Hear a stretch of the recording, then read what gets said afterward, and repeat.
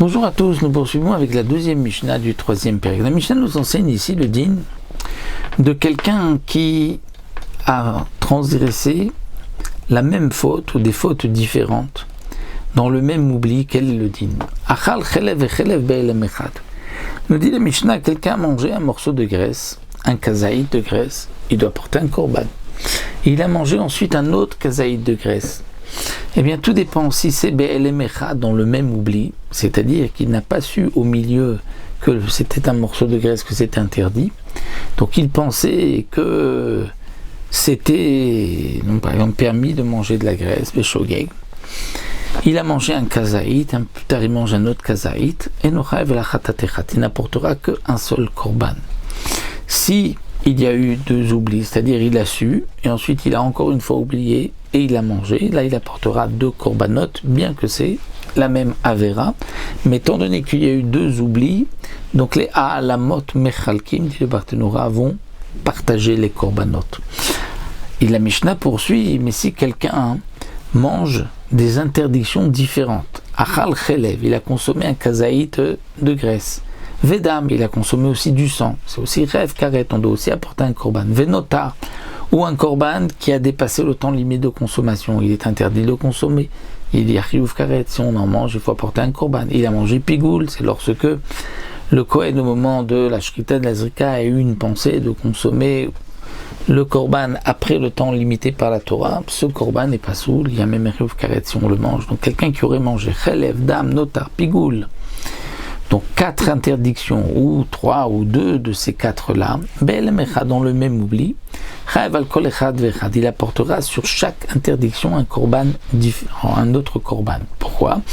Parce que là c'est une interdiction chelev, une interdiction le sang, une interdiction le notar, une interdiction le pigoul. On apporte un khatat pour chaque interdiction. Alors que si c'est plusieurs fois la même interdiction, ça nous avons vu que ça dépend si c'est dans le même oubli ou pas. Et ça c'est la chouma qu'on retrouve dans plusieurs espèces par rapport à une espèce. C'est que plusieurs espèces, il y a plusieurs korbanot, même si c'est dans le même oubli. Mais il y a une chouma qu'on retrouve lorsque c'est la même espèce, la même interdiction, par rapport à des interdictions différentes. Quelqu'un qui a mangé d'abord un demi-kazaït, et ensuite il a mangé un autre demi-kazaït. Si c'est la même interdiction, un demi-kazaït de chelev, ensuite un demi-kazaït de chelev, eh bien dans ce cas-là, il apportera un seul korban.